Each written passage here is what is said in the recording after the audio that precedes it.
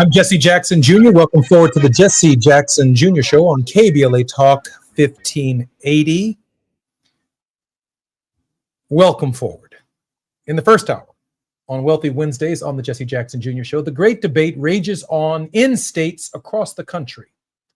But what about who we want to be? What about faith? What about the civil code? Pastor Raymond C. Dix Jr. has served faithfully in the preaching ministry of Jesus Christ for past 44 years and is now serving in Fort Wayne, Indiana, as a senior pastor of the Pilgrim Baptist Church.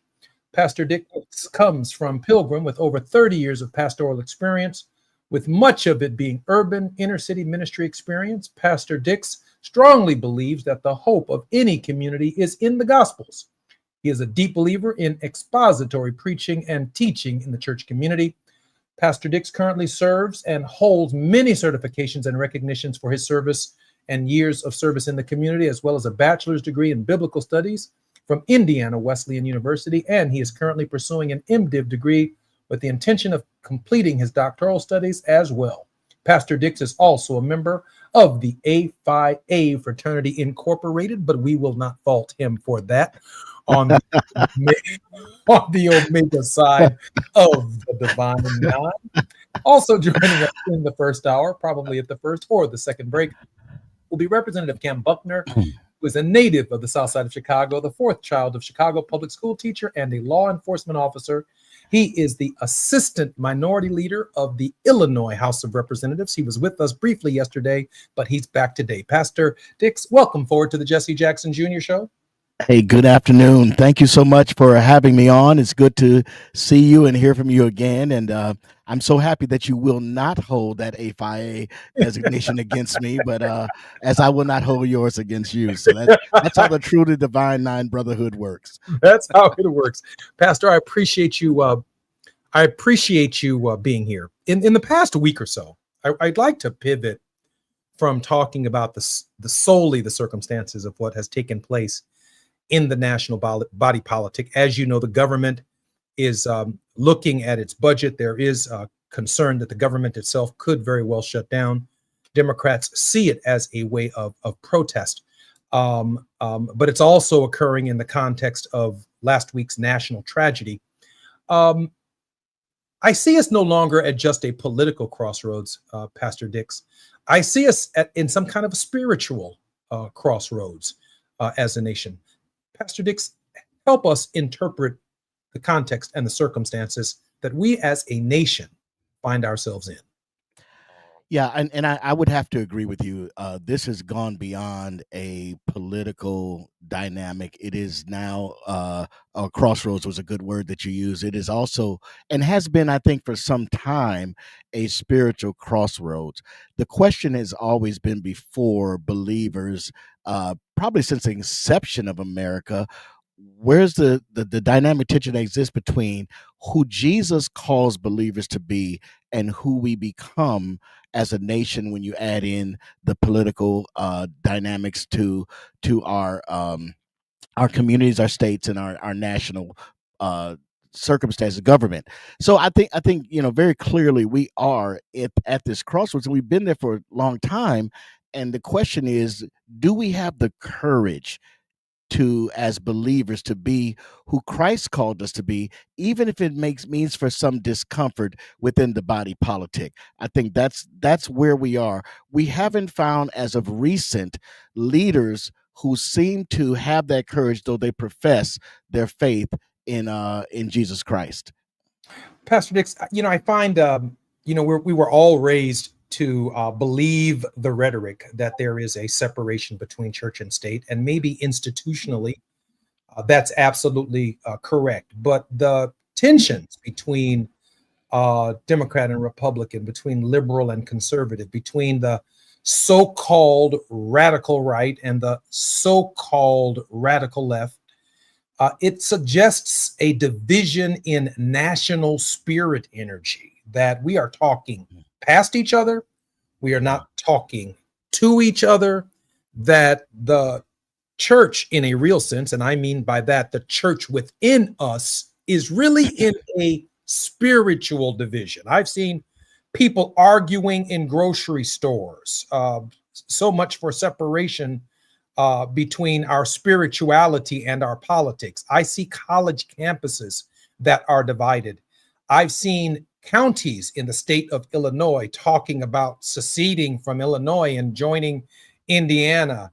I have seen blue city mayors under attack, and we have these colors and this framework that it makes it very difficult in the body politic to actually bring people together. I know that we're going to touch upon these issues when we come forward on the Jesse Jackson Jr. Show. I also expect Representative Cam Buckner to join us momentarily when we come forward on KBLA Talk 1580.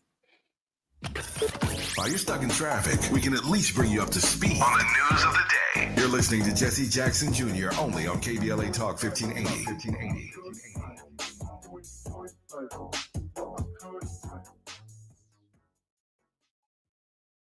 With a KBLA Talk 1580 editorial, I'm Dr. Nicolai Corte. Let's preserve Black land stories before they're lost forever. I want to personally invite you to be a part of something historic. As journalist in residence for the Black Land Lost Narrative Archive Project, I've joined forces with powerhouse attorney and social justice champion George Fothery, the man who helped make history by delivering justice to the Bruce family in Manhattan Beach, securing the first known return of land unjustly taken from Black owners by a local government. That victory was monumental, but it was just the beginning. For generations, Black families have acquired land through grit, faith, and determination, only to lose it through violence, legal loopholes, forced sales, and systematic racism. What's been taken goes far beyond dirt and deeds. It's the erasure of wealth, identity, and legacy. That's why we've launched the Black Land Lost Narrative Archive Project, a national effort to collect, protect, and preserve the stories of Black land lost before they're buried, forgotten, or erased altogether. Because there's power in telling Black stories, there is resistance in remembering, and there's justice in being seen and heard. This is where you come in. We're inviting you to be a part of this historic Black narrative archive. If you or someone you know has experienced land loss, displacement, or forced property sales, your story deserves to be heard and remembered.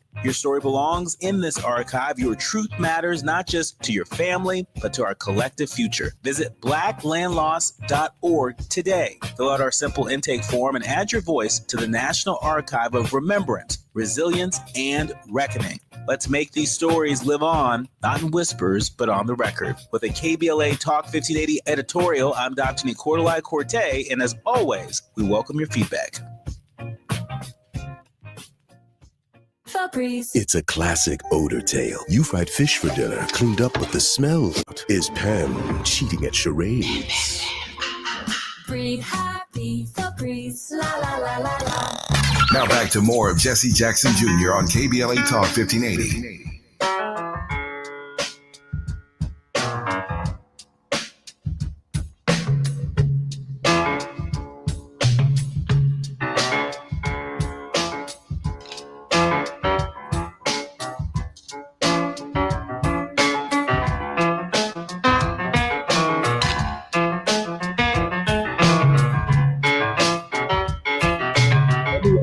And Illinois are talking about some divisions, but I'm not going to leave it there. In Politico on August 26th, I've been holding this article for a minute. California Republican leader calls for a two-state solution amid redistricting battle. Assemblymember James Gallagher said his new proposed state would be among the most populous in the nation. The top Republican in the California Assembly will propose splitting the state into two amid the state's feud over redistricting, calling his proposal, check this out, a two-state solution. Assemblymember James Gallagher plans on Wednesday to brief reporters on legislation that would create a new state in response to Democrats' efforts, which is in response to Governor Abbott's efforts and Donald Trump's efforts to create a new state by dividing California into 2 states. And we have similar activity here in the state of Illinois, similar activity in Indiana, and the very states where these redistricting battles are taking place, there has been the division that is so profound that we are right there on the verge of a conversation about secession. Pastor Dix, welcome forward to the Jesse Jackson Jr. Show. Thank you. And just before the break, I did introduce the Assistant Majority Leader of the Illinois House of Representatives, the Honorable Cam Buckner. Cam, welcome forward to the Jesse Jackson Jr. Show. Thank you for having me. Representative, this is Pastor Dix, and Pastor Dix, this is Representative Buckner. Both of you in your respective spheres of influence.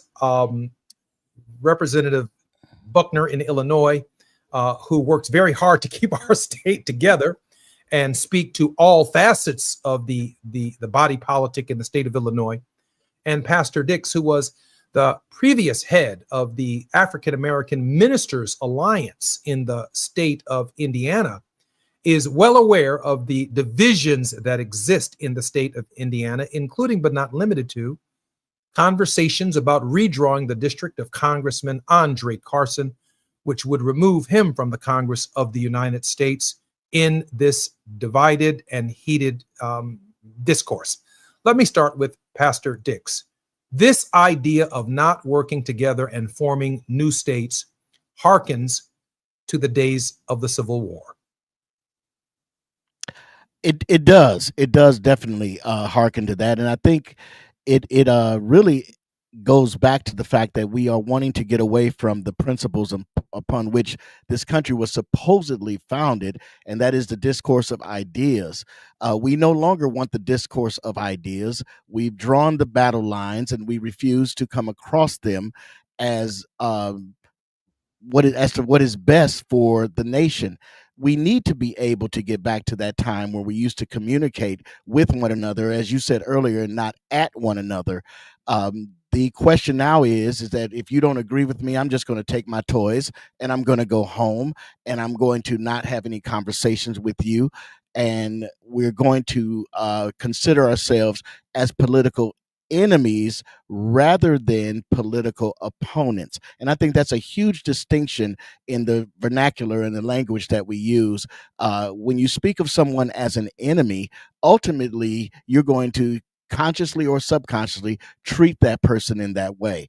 If you look at them as an adversary or as an opponent, I should say, then it becomes a question where we can keep dialogue open, and we're not doing that in this country. Representative Buckner, the idea of bipartisanship in state legislative bodies across the country appears to be echoing the absence of bipartisanship at the national level as well.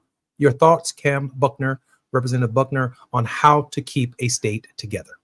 Yeah, well, that's true, and I think Pastor Dix just said some very powerful things that we see are playing out in full display. But to your point, Congressman, what we're seeing in the electorate is that there is a lack of tolerance when it comes to bipartisanship.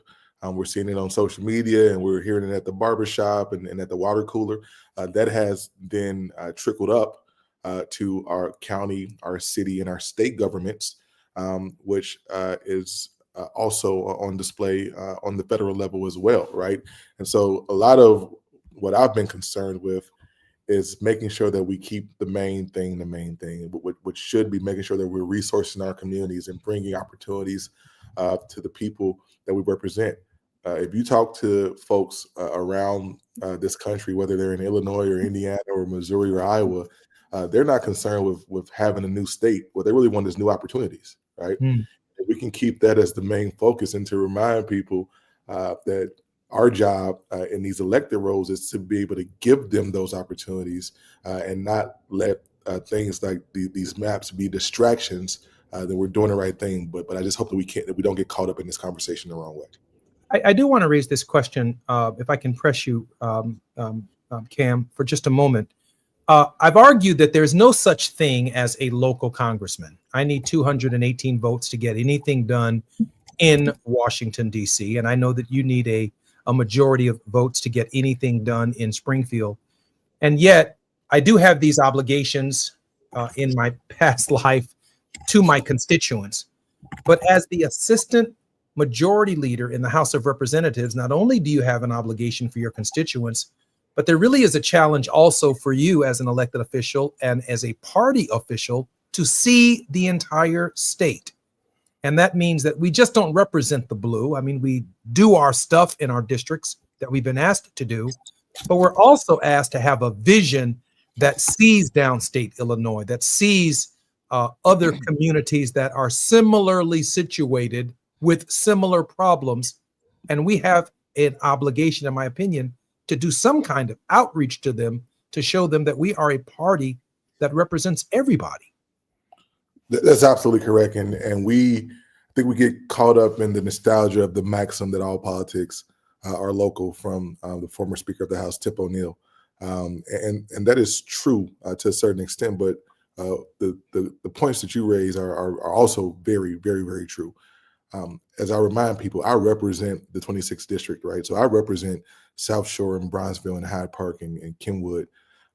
But I legislate for the entire state of Illinois, all 12.5 million people who live in this state. And frankly, because this state is a piece of the larger tapestry of this country, I also see our role as one that's not just citywide, statewide, regional in the Midwest, but I think the things that we do here have long-standing consequences in other places around this country. And so this is not, to your point, something that is only local, something that's only based in the small confines of our districts.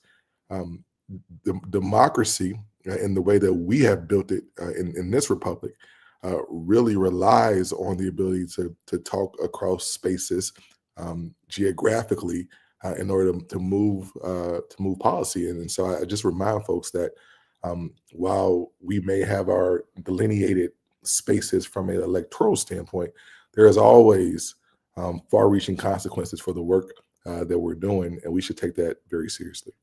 You know, Pastor Dixon, when I was first elected to Congress, and after a number of years of fighting to get off of the banking committee and get on the appropriations committee, suddenly I found myself not only having to convince my Democratic colleagues in the Illinois congressional delegation. At that time, I think there were 19 of us, maybe 16 or 19 of us. I can't remember.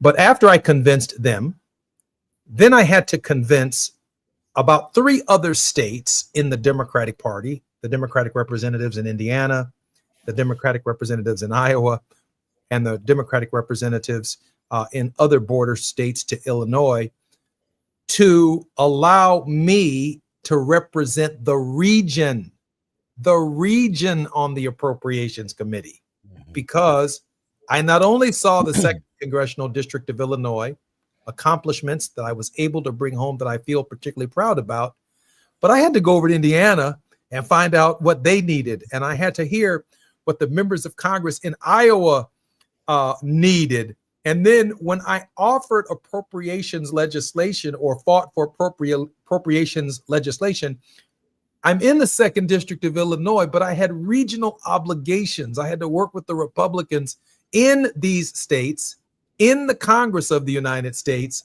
to deliver projects for them because they weren't on the Appropriations Committee. They might have been on Ways and Means or on Agriculture or on some other committee, but they needed my assistance in their projects. I don't even take credit for those projects because obviously they've taken credit for those projects. But what I'm hearing, Representative Buckner and Reverend Dix, is that process, that system has now broken down. And so there is no shared responsibility regardless of party affiliation. Pastor Dix, that I think also speaks to the spiritual energy that is in each of our legislative bodies. Yeah, and I think when you say spiritual energy, I would say the lack thereof. Again, I think it's important to remember that this idea of division that is happening across our country does speak to something that Jesus talked about very clearly, and that is the story of the Good Samaritan. Because the question that was before Jesus was, who is my neighbor? You know, love your neighbor as yourself. Who is my neighbor? How have we defined our neighbors in this country. We've defined them now by people who look like us and who think like us. Well, that is not how Jesus defined our neighbors. The key in that story was here was a man who was a Samaritan who was pretty much looked down upon as a half-breed by the Jews, who actually showed kindness to someone who was completely unlike him, and not only a temporary or short-term kindness, but a long-term kindness. Whatever he owes when I get back, I will repay. Now that is taking the idea of who was my neighbor to a whole nother level. If I can't see Representative Jackson and Representative Buckner, you or any other person as my neighbor, it's going to be very hard to have conversations that's going to better the entire region, community, district, whatever the case may be. And I think that's where we are. We've lost the idea of we're all living in the same country. As President Kennedy once said, we breathe the same air and all of those things. This is why I think someone smarter than me once said that politics is war by a different name and a different means. Representative Buckner, let me ask you this on the legislative level. There are projects throughout the state of Illinois where you can obviously work with Republicans on, and when you work with Republicans on the projects in their districts, has it been your experience yet that when they have the press conference announcing the project, even though you might have been key to the project, that you were not included in the credit for the project? Talk to me now, because I'm gonna tell you something here in a minute. I absolutely have seen that, and it's a curious predicament that we find ourselves in when that happens. And even more often, what I see is Republicans fighting me and my colleagues tooth and nail about the state budget. And as one of the architects of the state budget, I deal with this on a very intimate basis. And they'll vote against the budget. They will rail against it on the floor. But the moment that we're putting a new senior center in, for instance, Jacksonville, Illinois, or Decatur, Illinois, which, as you know, Congressman Jackson, does not have Democratic representation there, they are the first ones to tout what they brought home, quote unquote, for their people. And so it is a curious situation to be in. I know you've seen this firsthand from your time in the U.S. Capitol. But I think Reverend Dix said something that really, really resonates with me about the story of the Good Samaritan. And I will remind my colleagues and folks who do this work that part of that story is that after he was beaten and left for dead, a priest passed him by and kept moving. And a Levite passed by and kept it moving. And in politics today, we're too often like the priest and the Levite. We walk by the suffering because the people who are hurting are, quote unquote, not our kind, right? But the way I push back on folks who may want credit for things they didn't do or may keep us out of those conversations is that I know for me, especially for Black, brown, and poor people in the state of Illinois, many of them who live places like Danville, Illinois, and Decatur, Illinois, who don't have representation that is aligned with them. I'm their representative too, and I have to remind myself not to be like that Levite or that priest who passed by the suffering because they were not one of mine. I think that's absolutely right, and no one's trying to build a monument to themselves. But I even think the symbolism, for example, in a state like Illinois, where if Cam Buckner were invited to the events and that the people in these areas could see who's actually participating, it wouldn't be that, the majority leaders up in Chicago, the speakers up in Chicago, the governors up in Chicago, the president of the Senate is up in Chicago. And then you have all these people in downstate Illinois saying Chicago doesn't care about us. And then when I look at this division in the state of California, where our show is broadcasting live, I have to say to myself, they've gone one step further. This representative says not only do we want a new state, he's saying we want a new governor of our state. We want 2 United States senators in the U.S. Senate. We want our own congressional delegation in Congress. whatever the state is, New California or whatever it is they're going to try to create, it gives you an idea that there is a race to disunion in the United States, and it is greatly and profoundly disconcerting for me. I'm Jesse Jackson Jr. You're listening to the Jesse Jackson Jr. Show on KBLA Talk 1580. Our guests in this hour are Reverend Dix and the Honorable Cam Buckner. The biggest names, the best conversations. You're riding with Jesse Jackson Jr. on KBLA Talk 1580.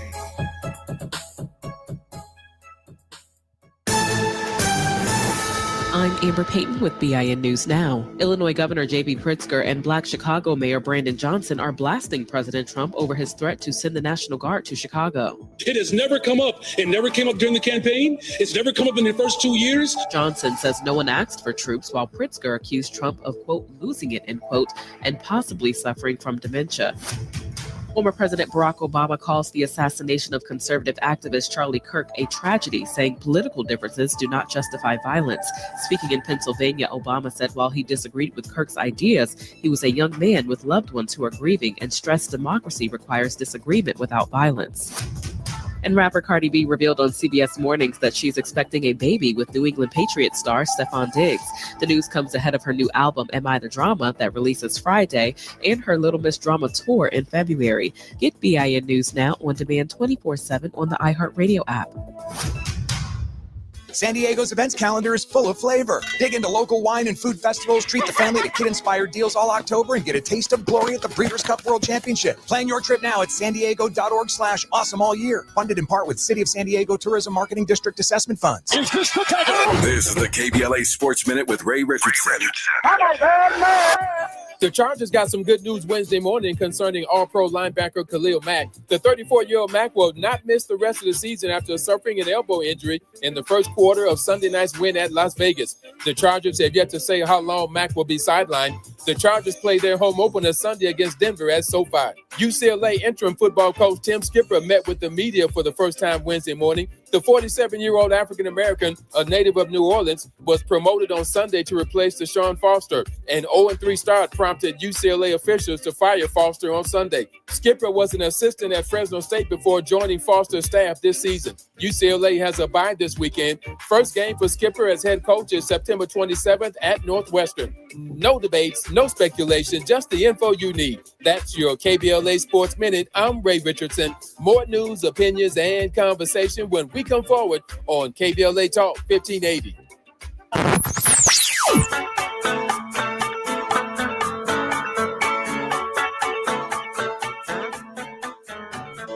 This is KBLA Talk 1580. Talk radio that's music to your ears. We're unapologetically progressive. KBLA Talk 1580. Hi, I'm Jesse Jackson Jr., inviting you to join me weekdays at 12 noon, right after Tavis Smiley, here on KBLA Talk 1580.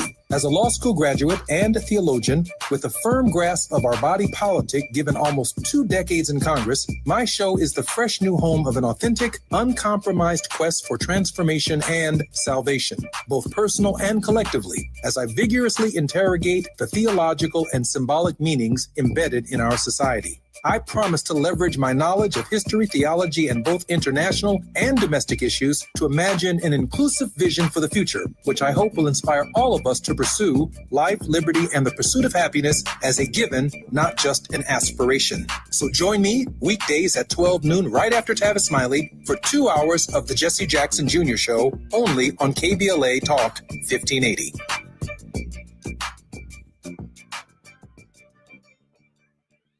If you're an African-American mom who is pregnant or have a baby under 6 months old, you deserve care that lifts, listens, and lasts. Black Infant Health is for you. It's a free program with individual support, group sessions, and resources to start your mothering journey. BIH makes space for moms and their families to create community. Learn more about the programs in Los Angeles County. Check us out at blackinfanthealth.org.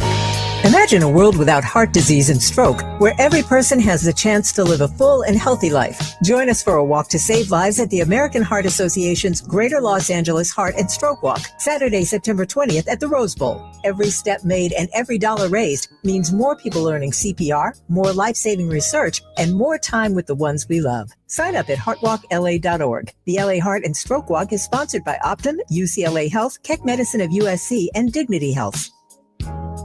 Wesley Financial Group is not a law firm. Hi, I'm Chuck McDowell, the timeshare cancellation guy. In 2011, I founded Wesley Financial Group with one goal in mind: to help honest folks out of their timeshares permanently. Today, I run Wesley with my two sons, a real family business, treating every client and every employee like we'd want our own family treated. That philosophy has helped us grow into the largest, most trusted timeshare cancellation company in the United States. Fortune magazine even recognized us as one of the best places to work. Why? Because we genuinely care. In fact, some of our former clients were so moved by their experience working with us, they joined our team so they could help others to timeshare freedom. If you're stuck in a timeshare, give us a call. Let our family help your family. Call Wesley now for your free timeshare exit kit. 800-687-7979. That's 800-687-7979. 800-687-7979. You're listening to Jesse Jackson Jr. on KBLA Talk 1580.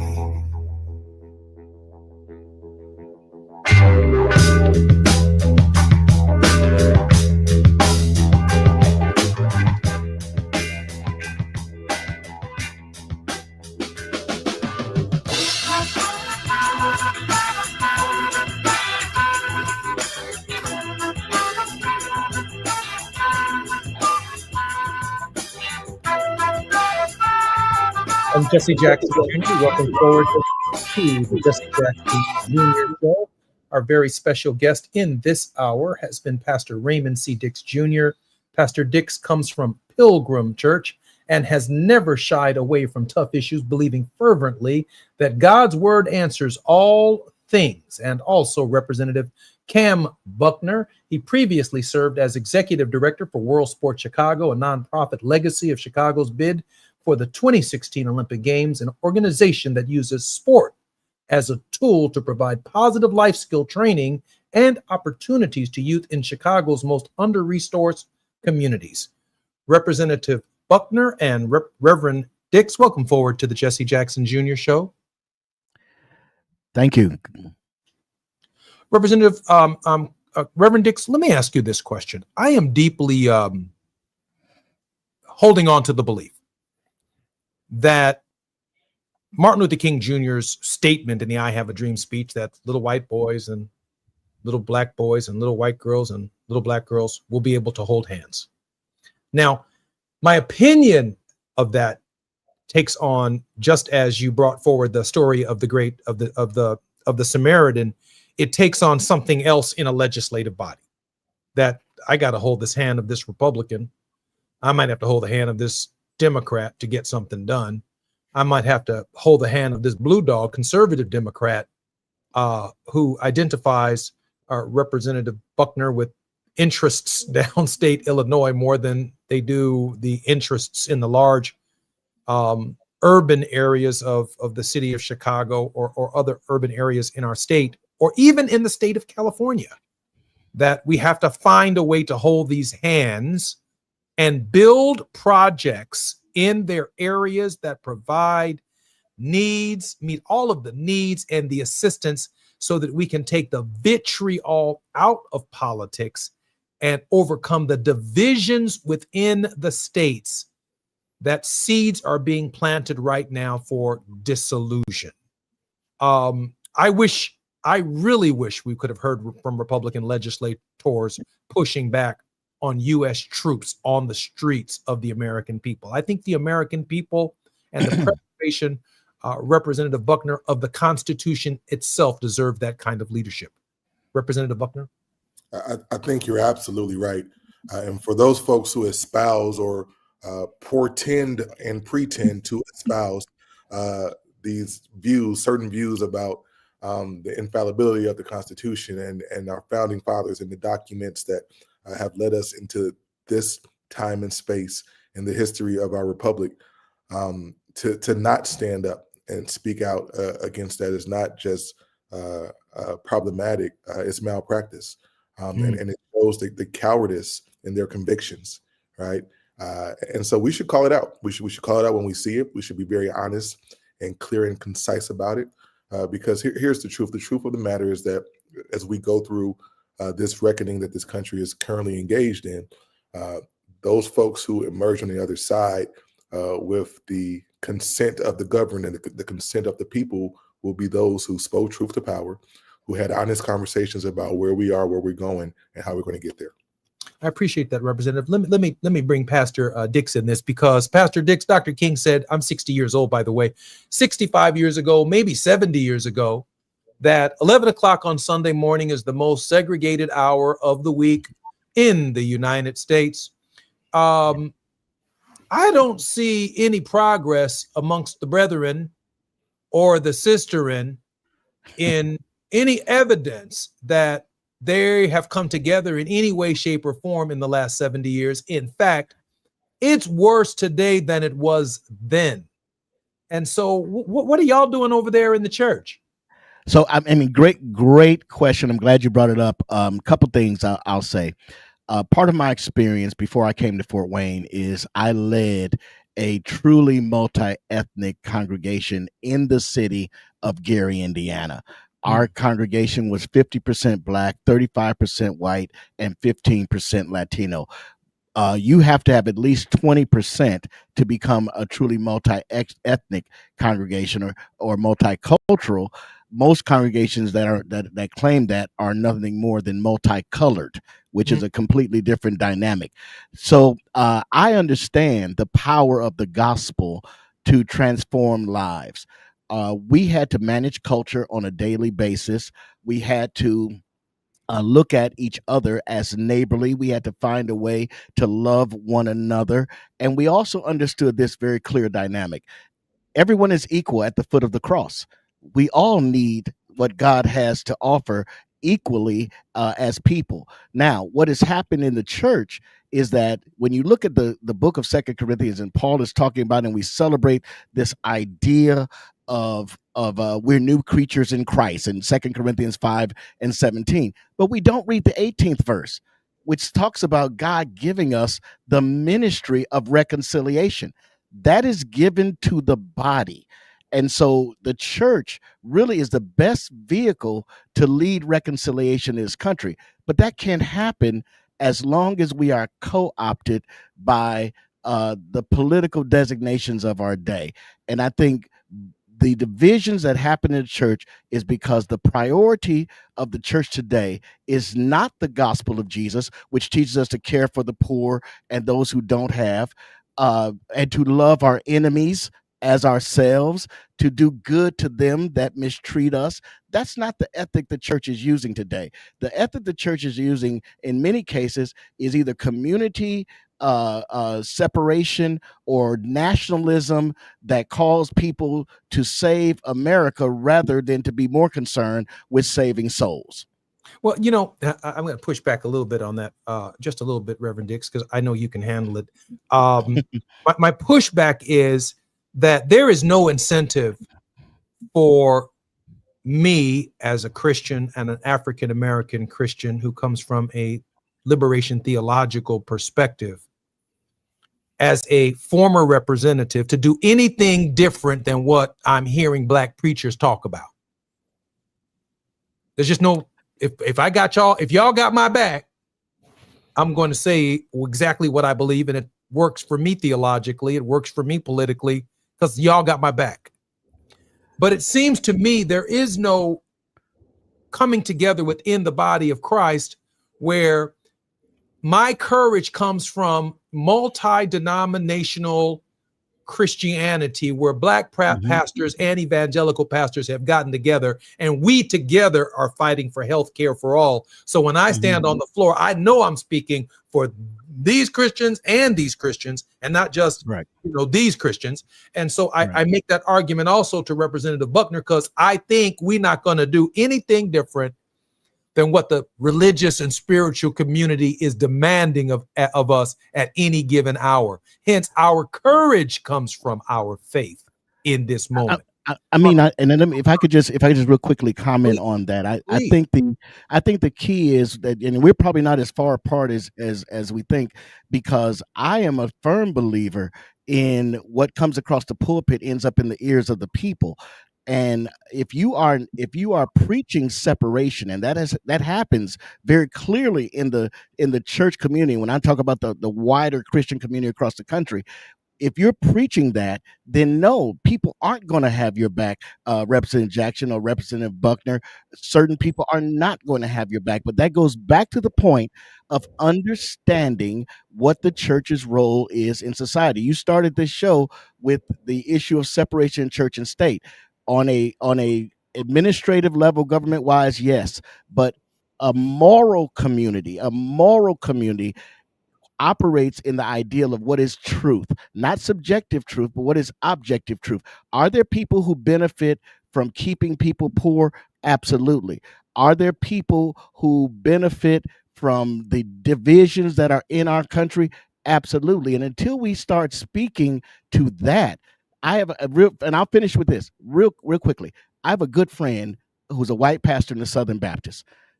We probably couldn't be more disagreeable in terms of where we come from, more divided.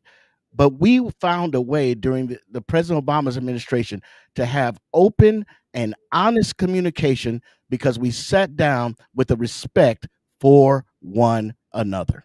I'm Jesse Jackson Jr., listening to Jesse Jackson Jr. show on KBLA Talk 1580. I have a similar question I'd like to pose to the representative when we come forward. Representative Cam Buckner on the Jesse Jackson Jr. show, and Reverend Dix when we come forward. While you're stuck in traffic, we can at least bring you up to speed on the news of the day. You're listening to Jesse Jackson Jr. only on KBLA Talk 1580.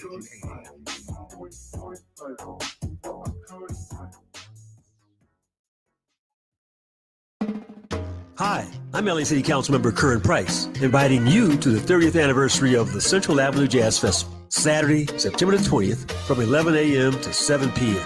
We've got 4 pavilions, 3 stages of live music, plus food, fun, and a marketplace all along historic Central Avenue between MLK Boulevard and Vernon Ave. Our featured acts this year are Gregory Porter, Pancho Sanchez, and Jasmine Horn at the 30th anniversary of the Central Avenue Jazz Festival, Saturday, September 20th, 11 a.m. to 7 p.m. along Central Avenue between MLK Boulevard and Vernon Avenue. Come out and bring the whole family because this legendary celebration is free. For more information, go to centralavjazzfest.com. I'm LA Councilmember Curran Price, and I absolutely approve this message.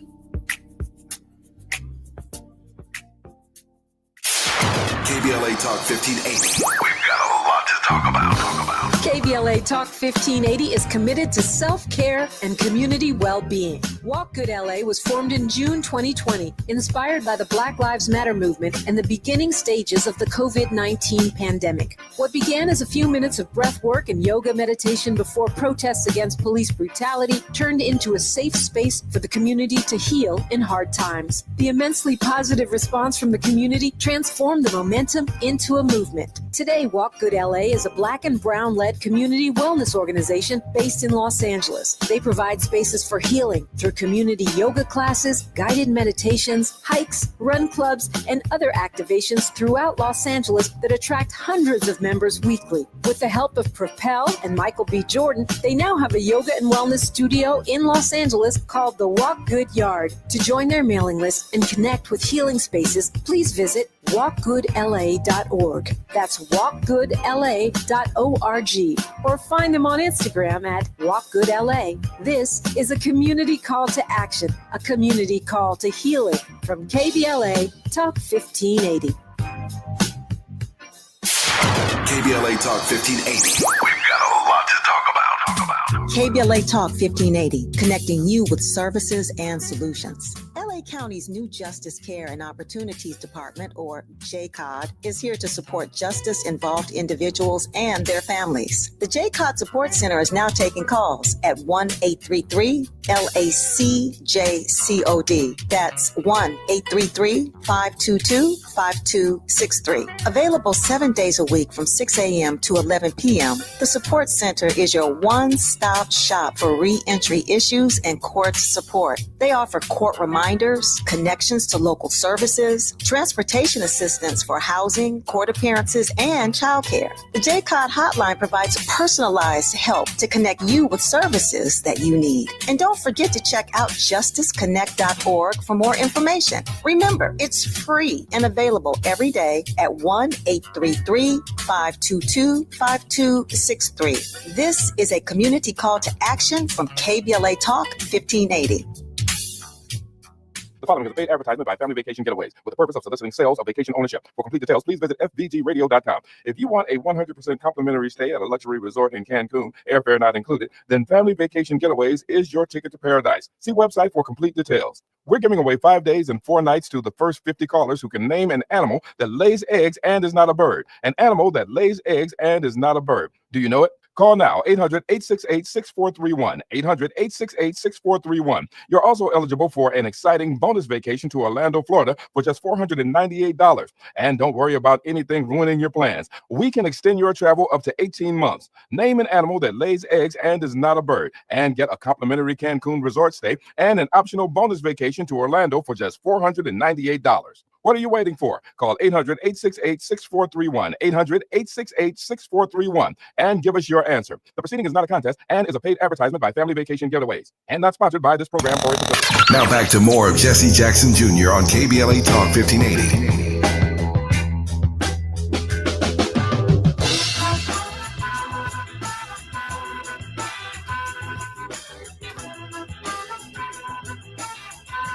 I'm Jesse Jackson Jr. Welcome forward to the Jesse Jackson Jr. Show. In our next hour on Wealthy Wednesdays will be none other than Dr. S. Todd Eury. He is both a minister and a practicing lawyer, one foot in the pulpit, another foot in the courtroom, but both feet in reality. He'll be joining us in the next hour. But in this hour, I'm particularly honored that the Assistant Majority Leader of the Illinois House of Representatives, Representative Cam Buckner, is our special guest, and Reverend Dix from Pilgrim Church in Indiana, Fort Wayne, Indiana, is our guest in the remaining hour of our program. And because I want to raise this question with Representative Buckner, I'm going to leave some time at the end of the program, of course, for Reverend Dix to close us out on a word of hope. That'll be about 3 minutes left in the program at the top of the hour. I do want to say this. When I speak to African Americans in urban areas, there's crime, these are some of the issues. There's crimes, there's jobs, there's, disparate treatment. There are the long commute times that African Americans and the issues that we know too well as Black people.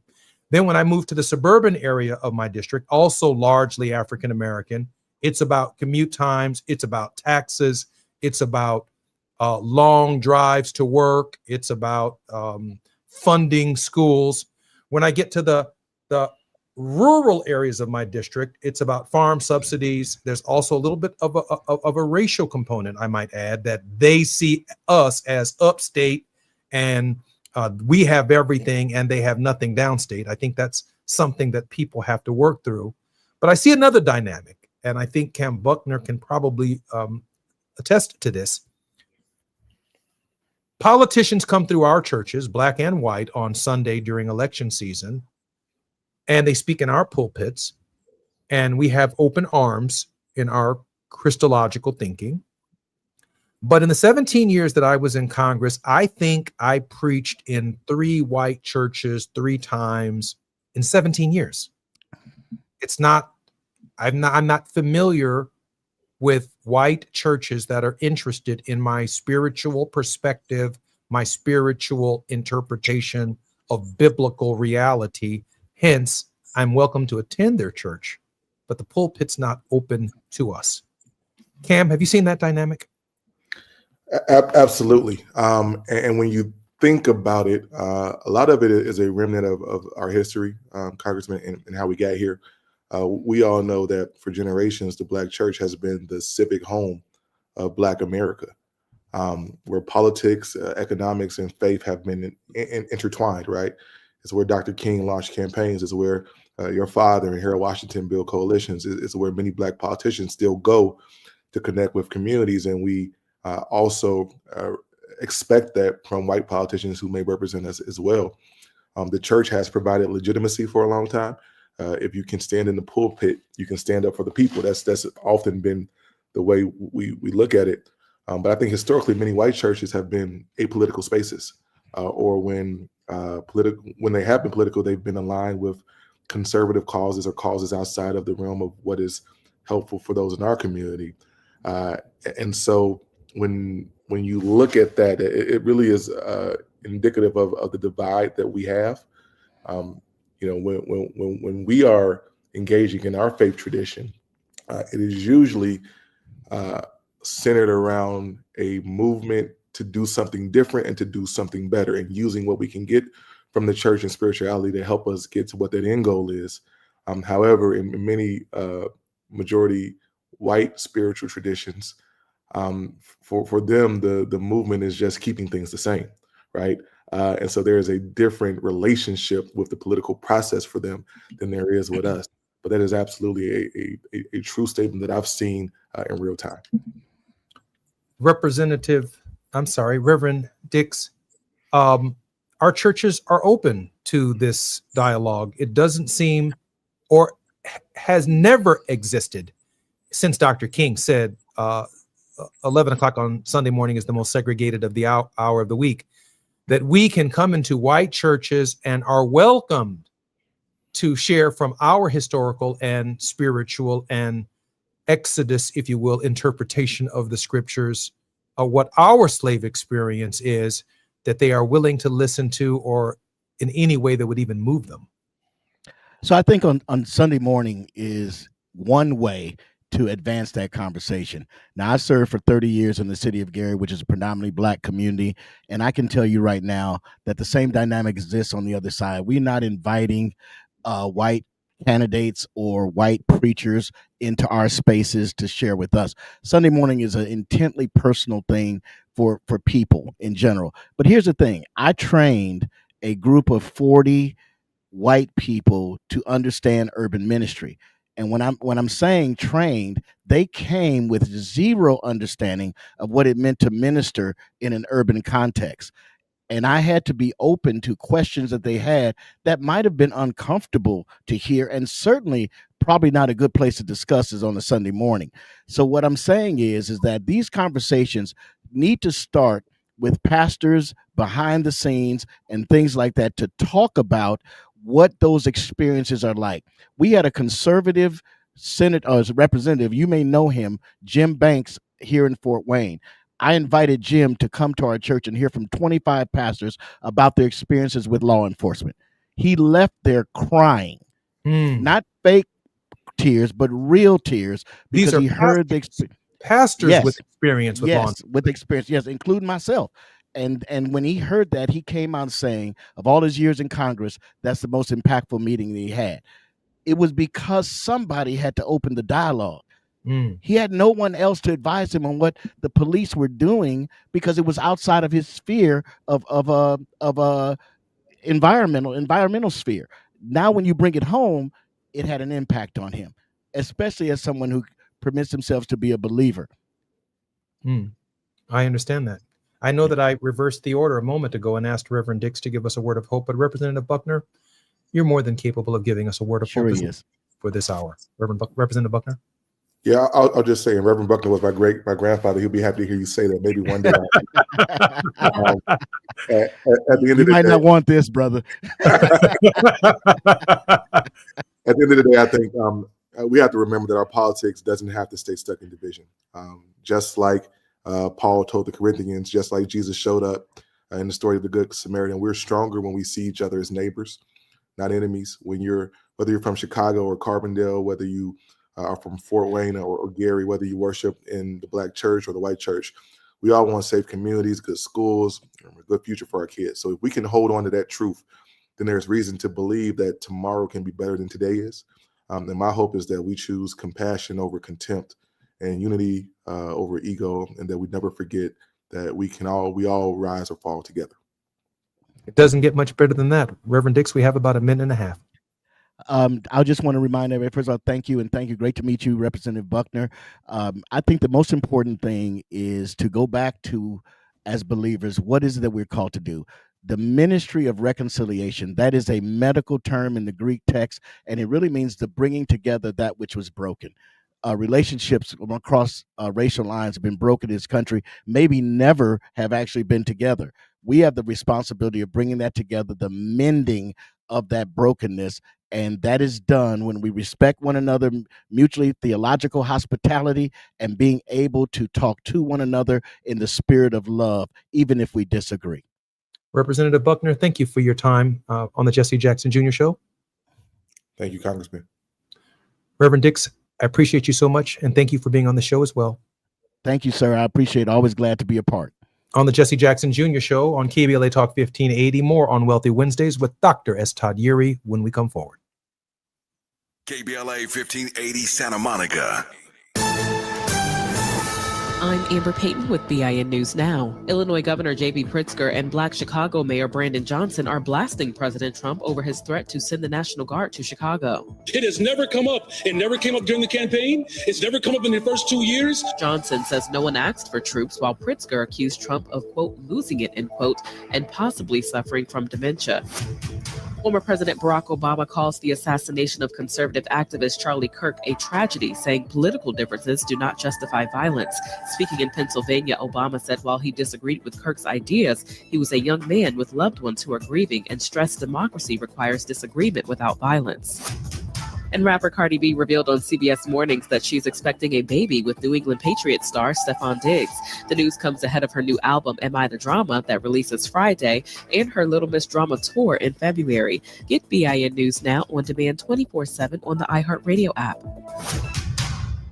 San Diego's events calendar is full of flavor. Dig into local wine and food festivals, treat the family to kid-inspired deals all October, and get a taste of glory at the Breeders' Cup World Championship. Plan your trip now at sandiego.org/awesome all year. Funded in part with City of San Diego Tourism Marketing District Assessment Funds. This is the KBLA Sports Minute with Ray Richardson.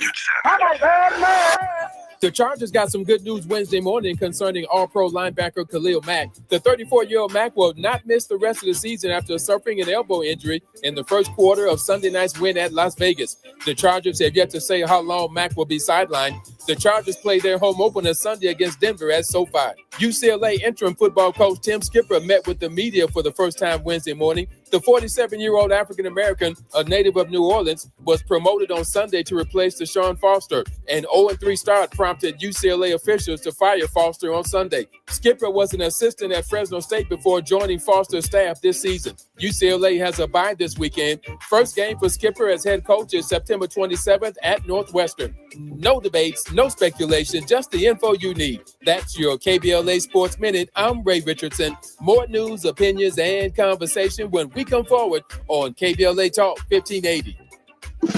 Are you ready to be a part of the conversation that will help shape our nation's future? Get ready to join us for the Left Coast Forum, Saturday, October 25th at LA Trade Tech, where progressive voices will come together to tackle the issues that matter most to working families across Los Angeles and beyond. From economic justice to climate action, from healthcare to housing, we're bringing together the brightest minds and most passionate advocates for real solutions and real change. With workshops, 2 major keynote addresses, and a closing reception with great music and good food. It's the Left Coast Forum, where your voice matters and your ideas take action. Saturday, October 25th at LA Trade Tech. Brought to you by KBLA Talk 1580 and the LA Progressive. The future won't wait, and neither should you. Mark your calendar now to be there and be heard. Stay tuned to KBLA Talk 1580 for more details.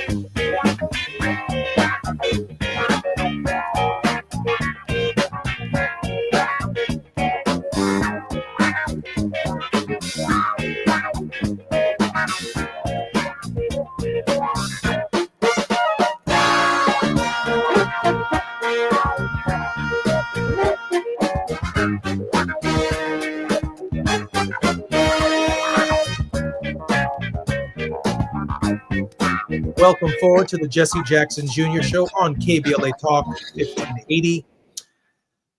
Whew. That was a heated conversation and very thoughtful with two of my favorite contributors. Reverend Dix is extremely thoughtful and very much engaged in community. And Representative Cam Buckner, the Assistant Majority Leader in the Illinois House of Representatives, is in touch with African American and legislators all across our country. And he seemingly sees, understands, and has some solutions to the divisions that exist in our nation's body politic. And I'm particularly grateful for his participation today. I am so excited about that last program that I'm actually standing for the first time on my show. I got out of my seat, moved my chair over, and I'm actually really engaged here in this moment, because sitting just doesn't seem to capture how I feel in this moment. I'm the author of a book, A More Perfect Union, Advancing New American Rights, and the co-author of that book, the late Frank Watkins. Today would have been his birthday. He would have been, I believe, 84 years old. He died in 2019 of the COVID, and I certainly want Uncle Frank to know that he is extremely missed. He was the architect of my father's campaigns in 1984 and 1988. He saw something in me. And by 1995, he came up with this idea that he thought I could be the first African-American president. So a seat became available in the city of Chicago. He managed it, ran it with perfection, and I was elected to Congress in 1995 and had the great privilege of serving for 17 years. I'm also the author of another book since my incarceration experience, The Finger of God, which is a word construction that does exist in the Constitution of the United States, that really speaks to character and the spirit energy of what the architects on September 17th, 1787 thought would be maintained over the centuries in terms of the spirit energy of a shepherd-like president as president of the United States. Clearly, that has been lost. We'll have to uncover it, rediscover it, and move it forward if we're going to bring people together, because the spirit energy does come not from a Democrat or Republican. It comes from a theological experiment placed in the Constitution. That book is called The Finger of God. It is available on Amazon.com. Now, with that said, I do want to say this. I think that our political leadership in this nation at this hour draws its strength from the spiritual and theological perspectives that they gain in community, that they gain existentially, and through their own life experiences. They bring all of that when they go to the legislative body or when they run for office. They bring their spiritual core. They bring every sermon they've ever heard. They've seen stuff in the community that they want to fix. They bring all that with them when they show up to a legislative body. I think that's true of presidents of the United States too, the vast majority of whom have been white men, the first 15 of whom owned slaves, and then Abraham Lincoln, and then, of course, all the way up to Woodrow Wilson. Some very nasty segregationist presidents existed really until Lyndon Johnson and the Kennedys in the 60s, where there seemed to be some movement away from it. And then, of course, the racial code words of Goldwater and that era, and the Reagan era, and some of the code words that are really manifesting themselves right now in the present era of Donald John Trump and the MAGA world.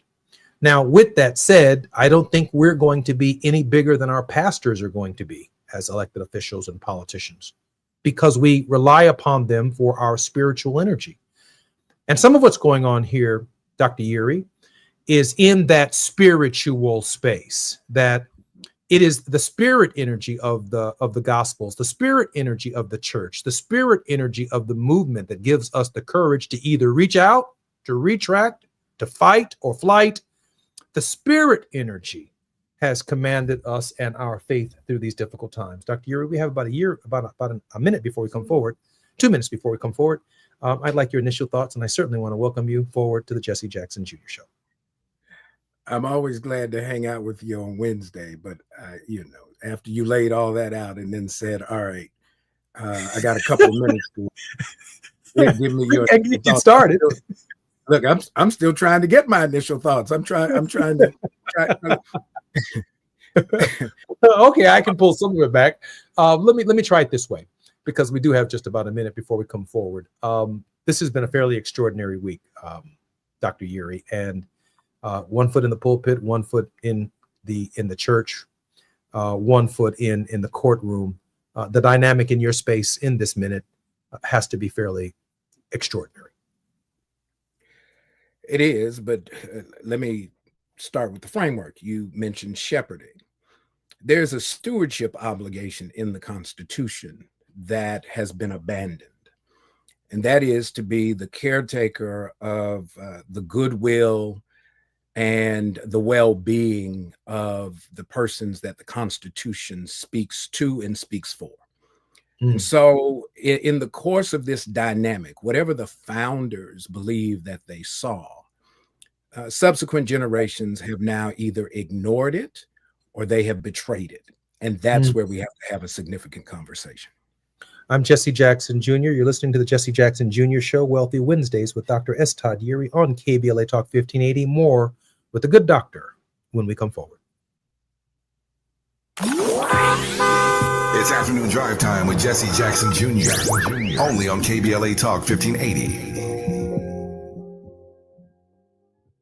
With a KBLA Talk 1580 editorial, I'm Dr. Nicolai Corte. Let's preserve Black land stories before they're lost forever. I want to personally invite you to be a part of something historic. As journalist in residence for the Black Land Lost Narrative Archive Project, I've joined forces with powerhouse attorney and social justice champion George Fothery, the man who helped make history by delivering justice to the Bruce family in Manhattan Beach, securing the first known return of land unjustly taken from Black owners by a local government. That victory was monumental, but it was just the beginning. For generations, Black families have acquired land through grit, faith, and determination, only to lose it through violence, legal loopholes, forced sales, and systematic racism. What's been taken goes far beyond dirt and deeds. It's the erasure of wealth, identity, and legacy. That's why we've launched the Black Land Lost Narrative Archive Project, a national effort to collect, protect, and preserve the stories of Black land lost before they're buried, forgotten, or erased altogether. Because there's power in telling Black stories, there is resistance in remembering, and there's justice in being seen and heard. This is where you come in. We're inviting you to be a part of this historic Black narrative archive. If you or someone you know has experienced land loss, displacement, or forced property sales, your story deserves to be heard and remembered. Your story belongs in this archive. Your truth matters not just to your family, but to our collective future. Visit blacklandlost.org today. Fill out our simple intake form and add your voice to the National Archive of Remembrance, Resilience, and Reckoning. Let's make these stories live on, not in whispers, but on the record. With a KBLA Talk 1580 editorial, I'm Dr. Nicolai Corte, and as always, we welcome your feedback. Febreze. It's a classic odor tale. You fried fish for dinner, cleaned up, but the smell is still in the house. And the neighbors are coming over for game night. They're on their way. And then you spray Febreze Air Mist. Febreze Air starts working instantly to fight even your toughest odors, so you go from fish to fresh like that. Now, all you have to worry about is Pam cheating at charades. Breathe happy, Febreze. La la la la la. We're with Bridget, whose husband won't be home for months, and whose daughter is due any day. We're with Mike, who's leaving home to protect his family and yours. We're with all service members and their families who need community, connection, and maybe a bit of magic. Are you with them? Learn more at uso.org today. Now back to more of Jesse Jackson Jr. on KBLA Talk 1580.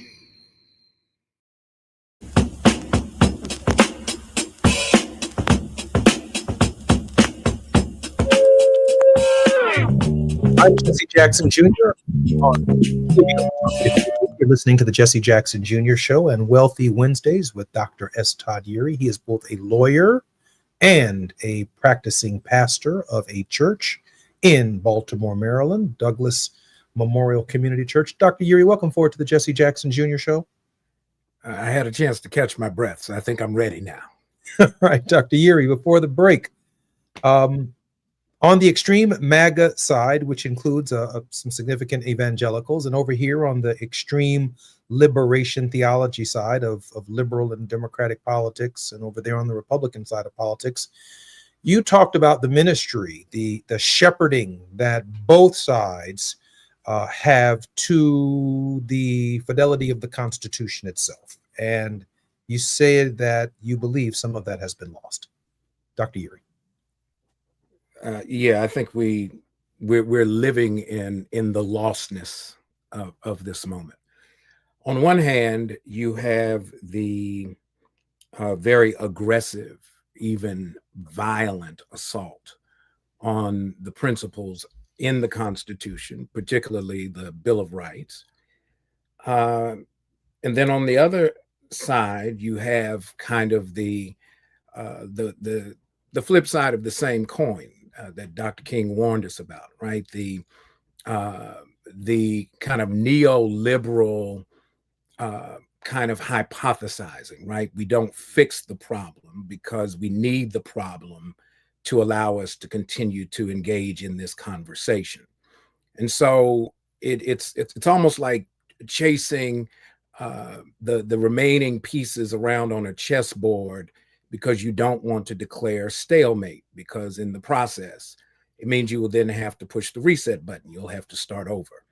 And so while we are fending off, on one hand, a very aggressive administrative state of all things, one who came into office saying he didn't trust the administrative state, now is using that same administrative state to violate the very rights of not just people who may not be citizens, but everybody else, right? Lottie-dottie everybody is what we would say in the church. On the other side, the neoliberal side can't seem to find its voice, can't seem to figure out what is its counter message. What's the argument? What is the resistance? We've heard a lot of that coming from folks who had previously, found affinity with the Democratic Party, but they're trying to figure out, what is this party really standing for? Can I press you on that right there for a second? Because I know that you and I, for example, come from this theological, faith-based space, and we bring that to our politics, right? I don't know many on the neoliberal side of the left equation who bring their faith to this politics. They don't mention the church. They don't mention Jesus. They don't mention, the God of the Exodus. They don't mention Moses. They don't mention But he rose again. In fact, the Christ that they serve is still on the cross with nails in his feet and all of that. And of course, you step in the black church, there's no Jesus on the cross because we believe in the resurrection. So we keep it moving. So we have a different symbology that keeps us moving forward towards some divine space. For them, the religion is over and it died on a cross in year zero. And they're driven by policy and they're trying to tweak their treatise to be the right policy and political message. Well, we're over here holding on to the cross. We're over here holding on to something else that drives our politics and our existence. I just wanted to hear your thoughtfulness on that right there.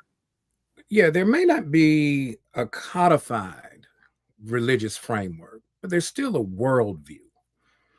And I think when we talk about what's the worldview, what's the perspective we bring, right? As African descended people, we have a variety of religious affinities. They are not all in the Protestant Christian line, but they all evolve from an awareness that there is this higher power, this power beyond our ability to kind of capture it completely in the gray matter between our ears, the mystery that allows us to kind of operate in sync, that inspired our ancestors to be able to do something as creative as perform the architectural design of what we call the pyramids. There's a reason why Horemheb, the Sphinx, is facing the eastern horizon, recognizing that that's the direction from which the new day dawns. And so that was BC, right? Or BCE, if you want to be technical in terms of modern theological frame. And so it's the worldview that we always bring the mystery, the curiosity of the power of God beyond our ability to reduce it to mere words, and figure out how do we align with and yield to that power to create a better outcome than for just ourselves. That's not the conversation that folks are going to be inclined to have. But I promise you, while they tell us they go to Bible studies, you will know this better because you've been a member of Congress. You know that there's a chaplain. There are chaplains that actually attend to the spiritual nurture of the members. But in that discourse, how does that translate? You know, how do we go from Bible study and prayer meeting? And when we get to the amen, we can't get to the results that actually leads to the improvement of the quality of life of the people we serve. There are too many people out here struggling, too many people in pain, too many people in despair, too many people in fear for us to be in this predicament if we are still sensitive to and aware of that finger of God that you've pointed out our founders had some sense about when the Constitution was written. You know, Dr. Yeary, I played yesterday a clip on April 3rd, 1968, of Martin Luther King Jr.'s last speech at Mason Temple. And he said, "I'm not fearing any man. Mine eyes have seen the glory of the coming of the Lord." I'm not worried any longer about that. And obviously, you know, in that particular religious framework, Dr. King found a strength in the context of that church, in the context of that theology, in an acceptance of the outcome of his ministry and his life, considered some of the most prophetic words for a man who 24 hours later would be dead, who would be laying on the balcony at the Lorraine Motel. I juxtapose that against the tragic events of a week ago. And there, in the final words of this particular individual, there were no religious references. There were no platitudes to the idea of spirituality, to the nation that we might build together, one nation under God, indivisible. No, I heard no Lincoln. You know, I heard no Kennedy. I heard no Johnson. I heard, just division. But in the post space, less than a week later, I'm hearing a spiritual identification that did not exist on that day with the followers of what happened on that day. And it's now taking on its own religious, if you will, significance, therefore embodying this idea of the struggle for white minority rights now has a martyr and its own champion. Yeah, let's do a little replay and think about the audience as you were framing the question. Your father's voice returned to me in discussing what was actually going on in Memphis that night, and that there was really, I think Dr. King, your father said, may have not been feeling well.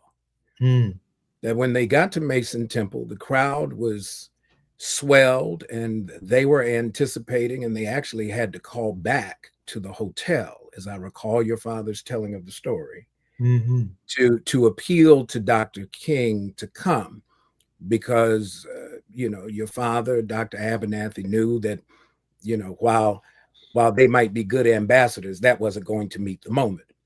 And so the audience needed to hear a word of hope and possibility over and against the face of the resistance. What Dr. King says is, I may not get there with you, but we as a people, we the people will get to the promised land. Juxtapose that with the audience on last week, which was really about challenge and antagonism. Ask me what you think and I'll shoot it down. It's kind of an impromptu public debate. And the questions that were raised just before the fatal shot was fired was about mass shootings. Now, how odd to even have that as part of the discourse, that out of the dysfunction of mass violence that is not seen on this scale anywhere else on the planet, in that moment, one shot takes his life. And then, as you mentioned, you talk about being a martyr. That's different than what we even see from the recordings from Calvary, when Jesus is even hanging. The first words that he utters is, "Father, forgive them, for they know not what they do." It's a different kind of compassion. It's a different framework. And so this selfishness that has overcome our politics, where we see particular self-interest, boards debating whether or not they're going to approve a $1 trillion compensation package for a single individual, over and against just such rampant loss. You can move homeless people out of public spaces because we don't want to see that in America. That's where we've got a conflict. And I don't know if it's necessarily a matter of poor religion or not having a worldview that informs what values we bring to the conversation, but something is amiss in America, and it is playing out in real time. You know, I see in that final statement of Martin Luther King Jr. an elevation of the 13th, 14th, and 15th Amendments, that human rights matter against the backdrop of the Gospels, that the promised land out of Egypt into a promised land is a journey from slavery and discrimination and racism to this land flowing with milk and honey. I see something else emerging constitutionally out of the tragic events of last week, an elevation of the Second Amendment itself to protect God-given rights, that God-given rights aren't inherently your rights because you are born into this world as a human being, but that you are born into this world holding a musket, holding a 9mm, holding an AK-47 or some high-powered rifle. This is a different kind of ethos that is emerging, and it is, Dr. Yeary, taking on, if you will, whether we acknowledge it on our side of town or not, a kind of religious significance. Yeah. Yeah, you know, it's kind of like, what did I see some years ago? One of the scheduled themes for Sunday morning was Bring Your Gun to Church Day. Yeah, how about that? I think it kind of speaks to a different kind of ailment in the country, particularly when we study the history of the Second Amendment. We have to remember that the Second Amendment, the right to bear arms, to be part of the militia that would defend the interest of this young country, was not something that extended to people who look like you and me. And so there was really this fear. The reason the Second Amendment got to be so important is that the fear of revolt over the issue of the indignity and the dehumanization of the trafficking of African bodies was so worrisome in the plantation system that they had to create basically a rule and a framework that would keep weapons out of the hands of the oppressed. And it is in that context that now folks who are afraid that the oppressed are going to come back and get them, the folks who are suffering and struggling, as if there aren't any white folks who are struggling or hungry or poor or need health care, that somehow or other the boogeyman's going to come get them in the middle of the night and cause them concern. And so now we've got to have more guns on the street than we have people, because we have to feed the paranoia that somehow or other this roughly 12% representation of the national population is going to somehow turn upside down the principles in the Constitution against the interest of white elites. My thinkings and my sentiments exactly. Particularly grateful for this call with you this afternoon, Dr. Yeary. I think that the more we talk this through, it serves as a kind of collective therapy for what we're witnessing. I never thought that second Reconstruction could end on this note, and inaugurate, quite possibly, a national movement for white minority rights. With the tragic events of last week, more than 32,000 inquiries have been made for Turning Point chapters, organizations all across the United States, in every county, in every city, in every corner, in every hamlet. More than 18,000 inquiries in less than 48 hours to start Turning Point organizations in states and cities throughout the country. I am profoundly concerned about what we have inaugurated here and what even Mrs. Kirk has said. I'm Jesse Jackson Jr. This is KBLA Talk 1580. More when we come forward with Dr. Todd Eury. It's afternoon drive time with Jesse Jackson Jr. Only on KBLA Talk 1580.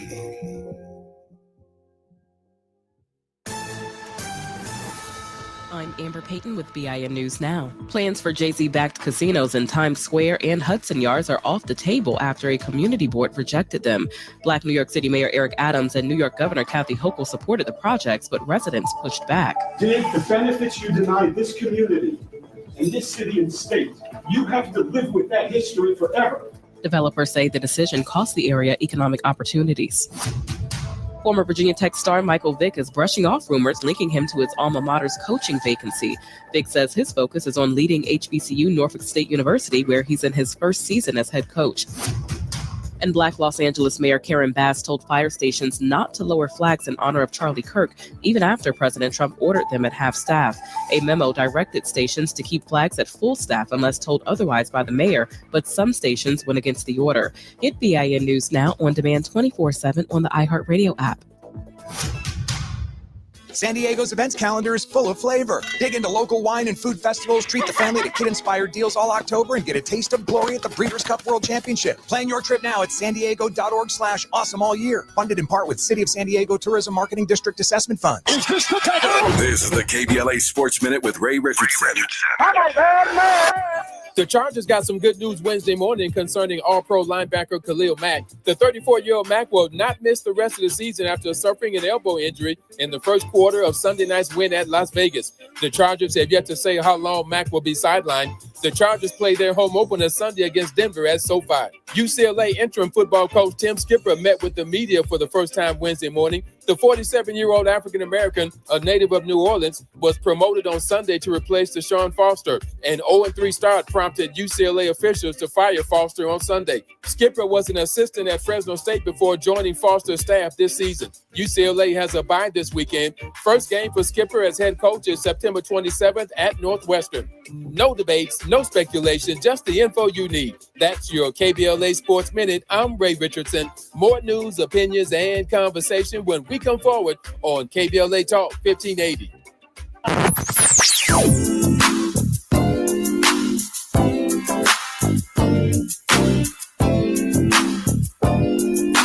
This is KBLA Talk 1580. Talk radio. That's music to your ears. We're unapologetically progressive. KBLA Talk 1580. We've got a lot to talk about.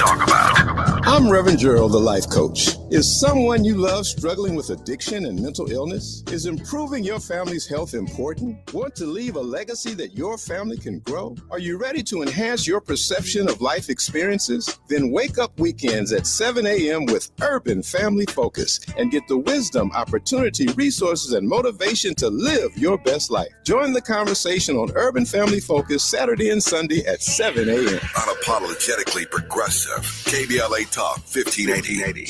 We've got your black.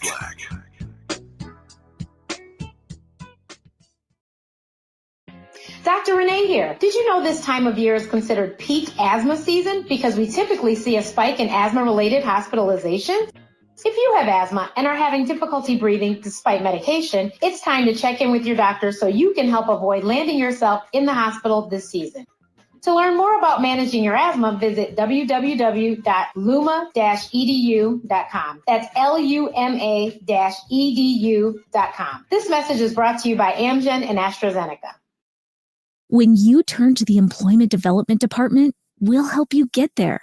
Whether it's support for you and your family while you find a new job, or the resources to focus on your recovery after illness or injury, we can help you move forward. From support while you bond with your newborn, to helping serve your family while your partner serves our country. Your EDD. We'll help you get there. For more information, visit edd.ca.gov. If you're like me, 60 and retired, making ends meet, especially here at the supermarket and drugstore, is tough. I'm so blessed to have found benefitscheckup.org. It's a free and confidential website from the National Council on Aging that connected me to $1,200 a year in programs that help pay for food, medicine, utilities, and more. Maybe it can help you. benefitscheckup.org. You know where you want to go in life, and City National Bank can help. City National knows the dedication it takes to build your vision for the future into a reality, and our team is here for you. We have a wide range of options to help, from personal savings accounts to interest-bearing money market savings accounts and more, all designed to help you get where you want to go. City National, here for every stage of the journey. Learn more at cnb.com. City National Bank is a subsidiary of Royal Bank of Canada, member FDIC. You're listening to Jesse Jackson Jr. on KBLA Talk 1580.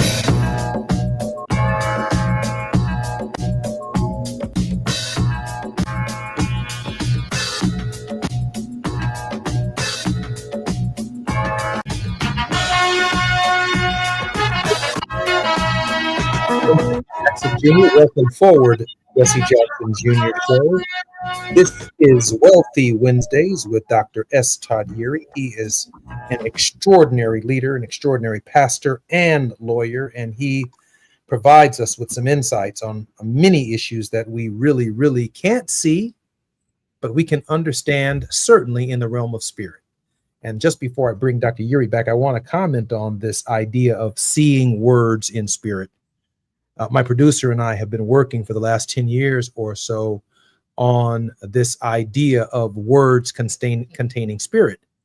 And when I see the commander of the army and repriever pardoner and one person who has that function, not everybody can see it. Most people see two job responsibilities, but the word "and" is like a plus sign. How do I add command of an army and militia with a repriever pardoner? Well, there's only one way to add that together. That's David and Jesus. And only one person comes to function in the lineage of David for all of the people. So words matter. They put something in the Constitution called the finger of God. It's right there, but they put it there as a function to be performed by an enlightened and spiritually engaged people who vote for someone with character to function in the absence of disciples, in the absence of Jesus of Nazareth, for all of us. Reverend Dr. Todd Yeary is both a lawyer and a theologian. He is in the business of reading words, studying words, understanding testimony, understanding scripture, looking for meaning between words that the words themselves on their face don't necessarily convey. But in those words exists all of eternity when properly seen and properly interpreted and properly understood by the man of God. And so I want to thank Dr. Yeary for his insights on the careful use of words in this space. That's not happening enough, Dr. Yeary, in our nation's politics, either by Democrats or Republicans. They're not carefully using their words. Yeah, I think they, in many instances, underestimate the importance of words.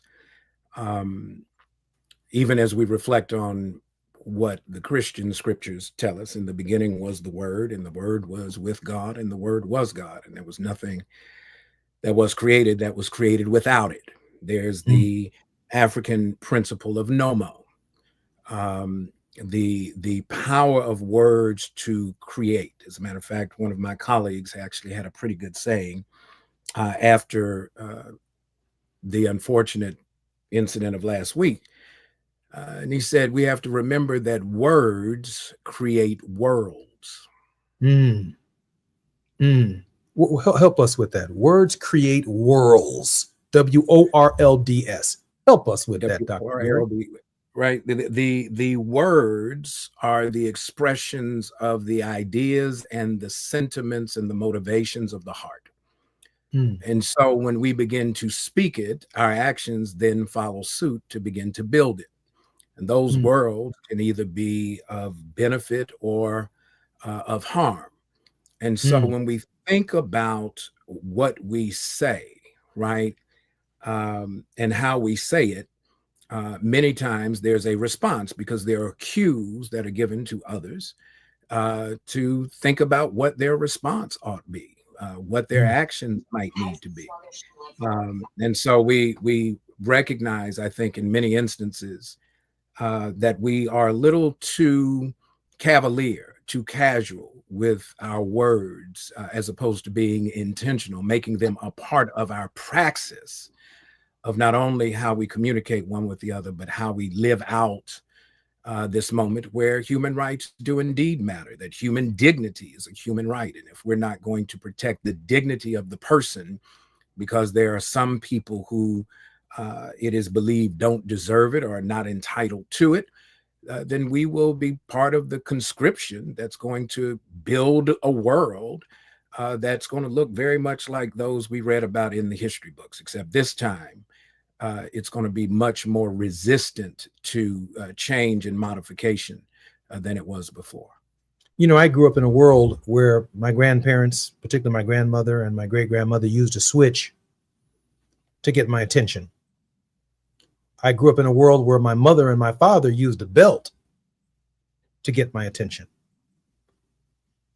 In the world in which I live, I've never raised my hand one time towards any of my children. Tone, words, expressions, sentiments matter in how I believe and pray they treat me in the sunset of my life.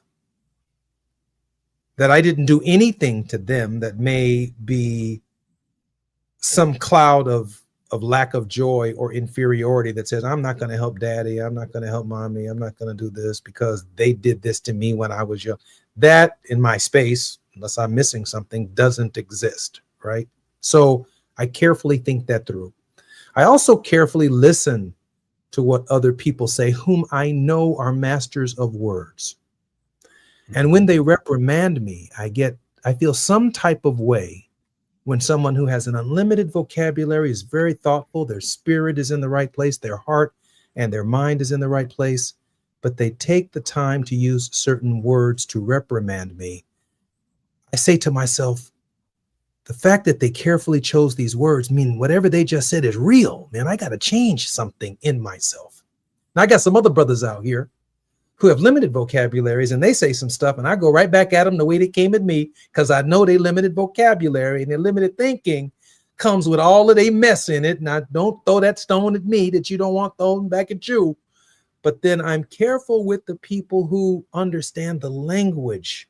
And that's true on the floor of the Congress. That's true getting on an airplane. That's true when I yield my seat to a lady or a stand up when she comes to the table. These are factors in communication that seemingly are all lost in this space. Dr. Uri? Well, because we got to go further upstream, right? What's happening before the words are formed? What's going on in the embodied experience that's impacting the mind and the heart? The Bible even tells us out of the abundance of the heart, the mouth speaks. And so if you are living with heartbreak, the heartbreak of disinvested community, under-resourced neighborhoods, living in the occupation of a military walking up and down the streets because somehow or other you present a different kind of threat that requires a much more assertive response than what we saw on January 6th, which was, as we found out later, was nothing more than a tour of the Capitol. Yeah. Right. Isn't that something? How about that? So we got to go upstream, and we have to We got to deal with the psychology. The Greek word psyche is mind, but in African spirituality, mind is heart matter, right? What are the sincere drivers that motivate what we desire and how we go about getting it? And if the only way that I can get what I want is at somebody else's expense, then what I've done is I've already created a framework where I have to operate in an exploitative situation to be able to achieve what are otherwise just ends. So it's okay to watch territories get not just invaded, erased, that we see the violence that breaks out, not just overseas, right? The wars look a little different, but the realities are that we got some stuff to do, and we got to get in the head space and the heart space so we can figure out what's coming out of our mouths. I'm Jesse Jackson Jr. You're listening to Dr. S. Todd Eury on the Jesse Jackson Jr. Show. More with Dr. S. Todd Eury when we come forward on KBLA Talk 1580. While you're stuck in traffic, we can at least bring you up to speed on the news of the day. You're listening to Jesse Jackson Jr. only on KBLA Talk 1580.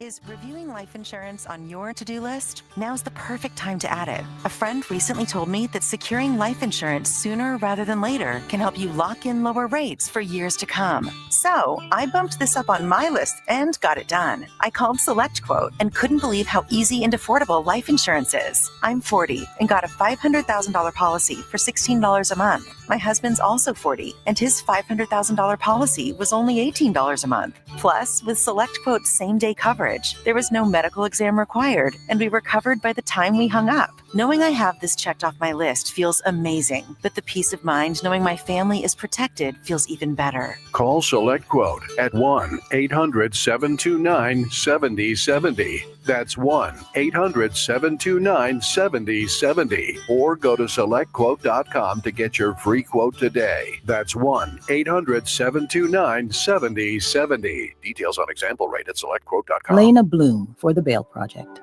Imagine you're stuck in a jail cell and you can't afford bail, and someone offers you a way out. Just plead guilty and you can go home and kiss your kids goodnight. What do? What thousands have. You plead guilty whether you are or not. Cash bail makes poverty a crime. That's why the Bail Project helps those who can't afford it while fighting to end cash bail, because freedom should be free. Brought to you by the Ad Council. KBLA Talk 1580. We've got a lot to talk about. KBLA Talk 1580, connecting you with services and solutions. If you need help getting your resume in order, finding job training, or landing a job, we've got 3 great options for you. First, the City of Los Angeles has WorkSource centers across the area offering free job support. The California Workforce Development Board can help you with everything from GED prep to vocational training at no cost to you. On the federal level, the Department of Labor's American Job Centers offer a full range of services for job seekers and businesses alike. Visit careeronestop.org, or for more info, just call California's Help Center or visit cwdb.ca.gov or call 916-657-1440. For the City of Los Angeles programs, go to ewd.lacity.gov or call 213-744-7300. All these services are free to help you get your next job. This is a community call to action from KBLA Talk 1580. Now back to more of Jesse Jackson Jr. on KBLA Talk 1580.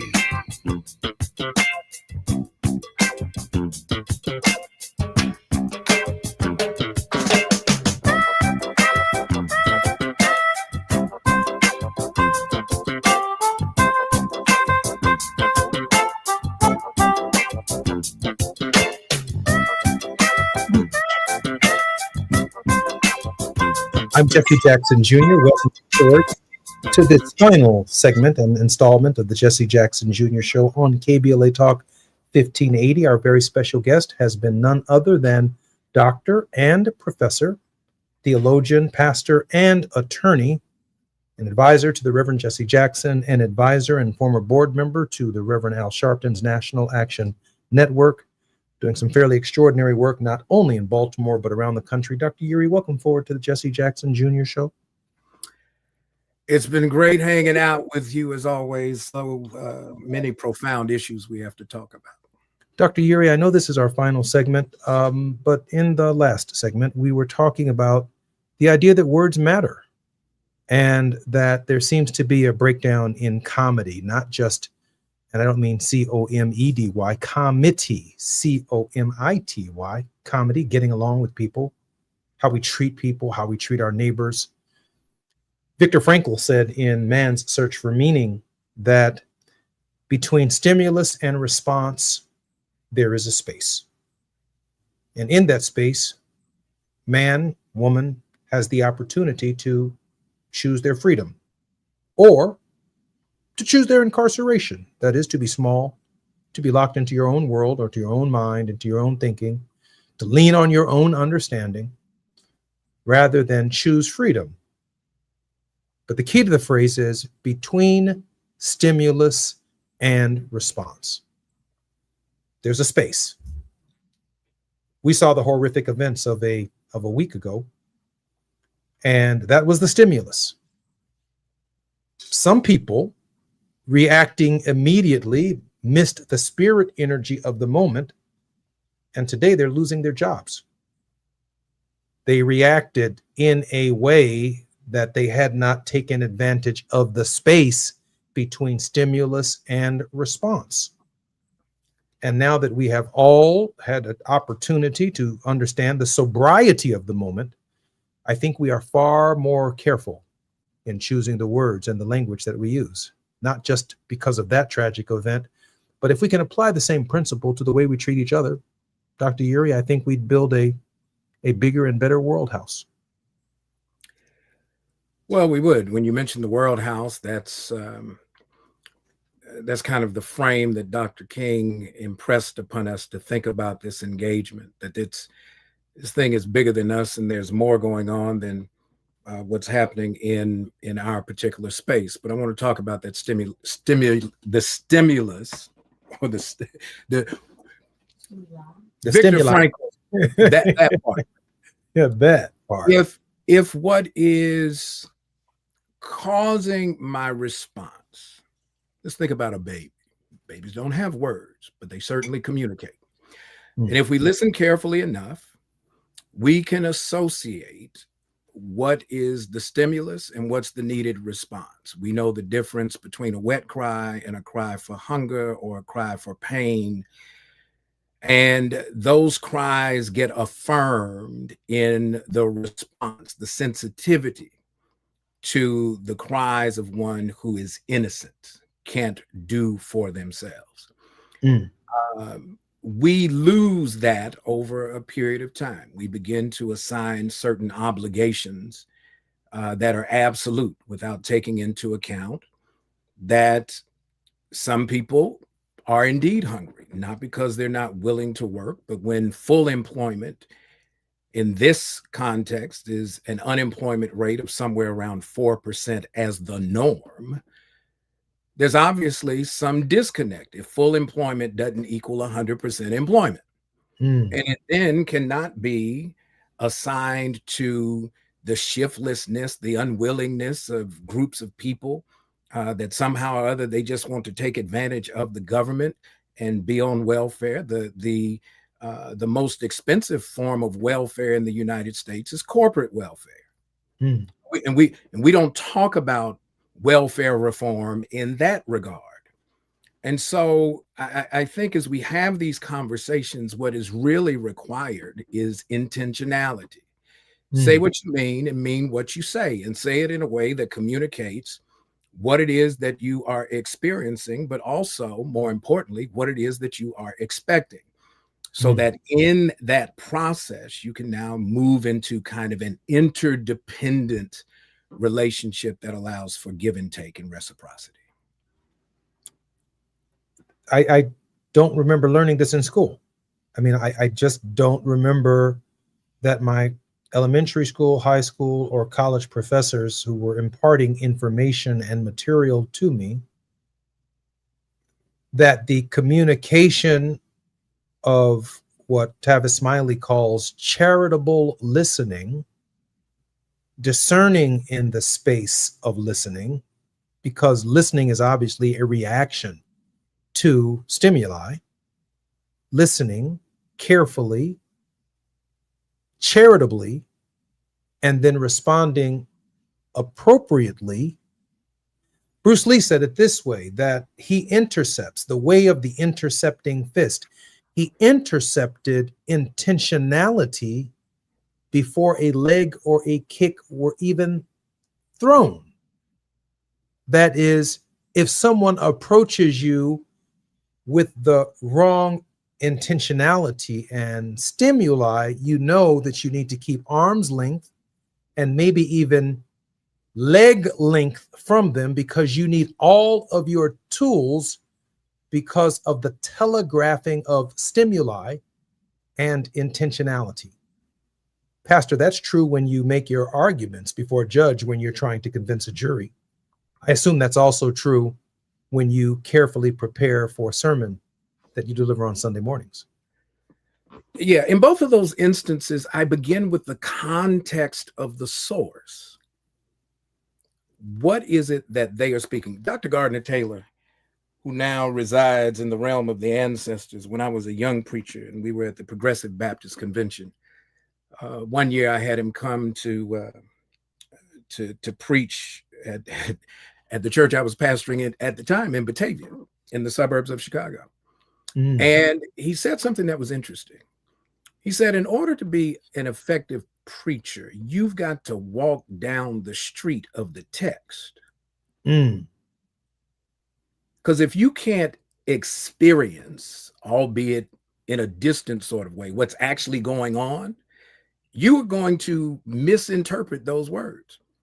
And I think too many times we have folks talking at issues who've never encountered or experienced what it is that the folks who live it every day are actually dealing with. And so in this sense where we are responding to stimuli, what does that look like?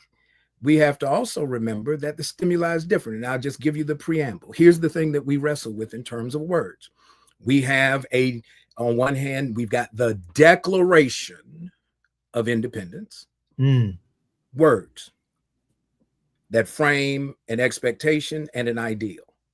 And then the preamble to the Constitution is particularly profound, but I don't think it carries the inclusiveness at that time that we now expect of it today. We, the people, in order to form a more perfect union, establish justice, ensure domestic tranquility, provide for the common defense, promote the general welfare, and secure the blessings of liberty to ourselves and our posterity.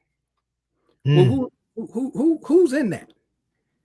Because if the expectation that privilege, that entitlement only comes to a very narrow group, then my declaration must challenge that out of necessity so that it becomes more inclusive and representative of what folks say it represents in hindsight. We've not experienced that in too many cases, and we've still got more declarations to make. Dr. Uri, I know that next week you'll be attending the Congressional Black Caucus. What are your expectations in the final minute and a half of what that body should be doing at this hour? If it were me, I would want to, get some updates. What's really going on? Like, we don't need the interpretive analysis. I appreciate the media, but come on, tell us what's happening. What's really going on? What's happening in the room where it happens? But at the same time, do some listening. Right? Folk need to be heard, because you can't declare for me and you have not listened to me. And so I would think a dynamic conversation, it may not be the whole thing. We know that there have to be some policy discussions and some impact, but rather than the typical, let's get a panel of folks and let everybody kind of opine on things, and then folks listen and ask some questions, that's a part of it. But I think in this moment, we've got to come away with some serious commitments to not only talk the talk, but we got to leave there ready to walk the walk. You know, Maxine Waters, when I was growing up, used to have meetings at the CBC where she basically had an open mic. And it was like, come one, come all. Let me hear what's going on where you are in the streets. And maybe, just maybe, this year we need some of that so we can, as Reverend Al Sharpton would say, keep it real. Dr. Yuri, thank you for being on the Jesse Jackson Jr. Show on Wealthy Wednesdays. Always good to be with you, my brother, always. I hope to be with you physically next week in Washington, D.C. I'm Jesse Jackson Jr. You're listening to the Jesse Jackson Jr. Show on KBLA Talk 1580. More on Jesse Jackson Jr. Show tomorrow when we come forward. KBLA 1580 Santa Monica.